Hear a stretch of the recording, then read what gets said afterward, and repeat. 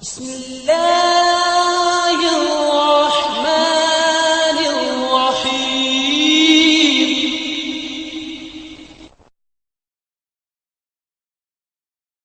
تو دوستو آج ہم پڑھیں گے خلیے کے بارے میں کہ خلیہ کیا ہے۔ خلیہ در حقیقت ایک نہایت ہی چھوٹا سا حیوانی ذرہ ہے جو مختلف جسامت کا ہوتا ہے۔ چنانچہ بعض کیسے تو نہایت ہی چھوٹے چھوٹے ہوتے ہیں، یعنی بعض خلیے نہایت چھوٹے چھوٹے ہوتے ہیں جو خوردبین کے بغیر دکھائی نہیں دیتے، لیکن بعض اتنے بڑے بھی ہوتے ہیں جو خوردبین کے بغیر بھی دکھائی دیتے ہیں۔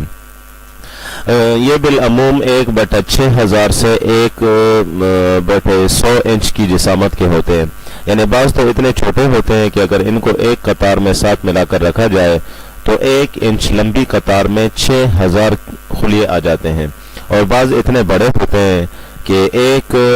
انچ لمبی قطار میں صرف 100 ہی آتے ہیں۔ ہر ایک معمولی خلیہ ایک نہایت ہی چھوٹا سا ذرہ یا نہایت ہی چھوٹی سی تیلی ہوتی ہے جس کی ساخت میں باہر کی طرح ایک شفاف جھلی ہوتی ہے اور اندر کی طرف ایک شفاف رسدار رطوبت ہوتی ہے جس کو پروٹوپلازم یا مادہ حیات کہتے ہیں۔ اس پروٹوپلازم کے درمیان ایک چھوٹا سا دانہ ہوتا ہے جس کو نیوکلیس یا جوہر حیات کہتے ہیں، اور کبھی اس نیوکلیس یعنی اس کے درمیان ایک اور نقطہ ہوتا ہے جس کو نیوکلیولس کہتے ہیں۔ گویا ہر ایک خلیہ پروٹوپلازم یا مادہ حیات کا ایک نہایت چھوٹا سا ذرہ ہوتا ہے جس کے مرکز میں نیوکلیس یا جوہر حیات یہ ہوتا ہے۔ پروٹوپلازم یا مادہ حیات یہ انڈے کی سفیدی کی مانند ایک رقیق لعابدار اور شفاف رطوبت ہوتی ہے جس میں افزائش اور زندہ اجسام کی نوعیت میں تبدیل ہونے کی قدرتی طاقت ہوتی ہے، نیز اس میں زندگی کے ذاتی آثار نمایاں ہوتے ہیں۔ یہ مادہ حیات جسم کے اندر کسی ایک جگہ جمع نہیں ہوتا بلکہ یہ جسم کے ذرات یا خلیوں میں منقسم ہوتا ہے جن کی ترکیب و اجتماع سے جسم بنتا ہے۔ گویا جسم کے ہر ایک ذرہ یا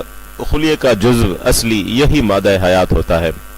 یعنی اس کے بغیر کسی جاندار ذرہ یا کیسے کا وجود نہیں ہوتا۔ خوردبین کے نیچے دیکھنے سے اس کی ساخت جالیدار دکھائی دیتی ہے جس کو اصطلاح میں اسپنجیوپلازم کہتے ہیں، اور اس جال کے رخنوں میں ایک رقیق رطوبت پائی جاتی ہے جس کو اصطلاح میں ہائلوپلازم کہتے ہیں۔ پروٹوپلازم یا مادہ حیات میں تمام آثار حیات پائے جاتے ہیں، یعنی اس میں آزاد حرکت پائی جاتی ہے جس سے وقتاً فوقتاً وہ اپنی شکل بدل سکتا ہے۔ یہ اپنے گرد و پیش سے اپنی غذا جذب کرتا ہے اور اسے ہضم کر کے جزو بدن بھی بنا لیتا ہے، یعنی اسے پروٹوپلازم میں تبدیل کر لیتا ہے۔ یہ سانس لیتا ہے یعنی آکسیجن کو جذب کرتا ہے اور کاربالک ایسڈ کو خارج کرتا ہے۔ جوہر حیات کے بارے میں ابھی ہم جانتے ہیں کہ ہر ایک کیسے کے پروٹوپلازم یعنی جو مادہ اور حیات کے مرکز میں ایک چھوٹا سا گول دانہ ہوتا ہے جس پر خلیے کی زندگی کا دار و مدار ہوتا ہے، یعنی خلیے کی زندگی اسی پر منحصر ہوتی ہے، اس لیے اس کو جوہر حیات کہنا مناسب ہے۔ خوردبین کے نیچے دیکھنے سے اس جوہر حیات یعنی نیوکلیس کی ساخت میں بھی نہایت باریک ریشوں کا ایک جال پایا جاتا ہے، اور اس جال کے رخنوں میں ایک صاف رطوبت پائی جاتی ہے، وہ مادہ کہ جس سے نیوکلیس اس جال کے نہایت نازک ریشے بنتے ہیں۔ چونکہ وہ بعض قسم کے رنگ قبول کر لیتا ہے اس لیے اسے اصطلاح میں کرومیٹین کہتے ہیں، اور ان نہایت نازک ریشوں یا ذرات کو کروموسومز کہتے ہیں، اور اس جال کے رخنوں میں جو صاف رطوبت ہوتی ہے چونکہ وہ کسی رنگ کو قبول نہیں کرتی اس لیے اسے اصطلاح میں ایک کرومیٹین کہتے ہیں۔ ہر ایک جاندار خلیے کی زندگی کا دار و مدار یعنی انحصار صرف نیوکلیس یعنی اس جوہر حیات پر ہوتا ہے۔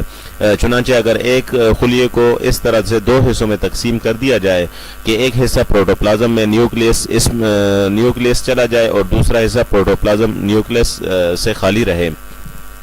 تو یہ اس نیوکلیس سے خالی حصہ پروٹوپلازم جو ہے وہ جلد مر جاتا ہے، لیکن نیوکلیس والا حصہ جو ہے وہ زندہ رہتا ہے اور بڑھ کر مثل سابق اپنے طبی افعال انجام دینے لگتا ہے۔ خلاصہ یہ کہ ہر ایک خلیہ پروٹوپلازم کا ایک نہایت چھوٹا سا ذرہ ہوتا ہے جس کے مرکز میں جوہر حیات ہوتا ہے، اور یہ کیسہ در حقیقت طبی و کیمیائی و حیاتی افعال کا مظہر ہے، اور اس میں بھی تمام آثار حیات پائے جاتے ہیں،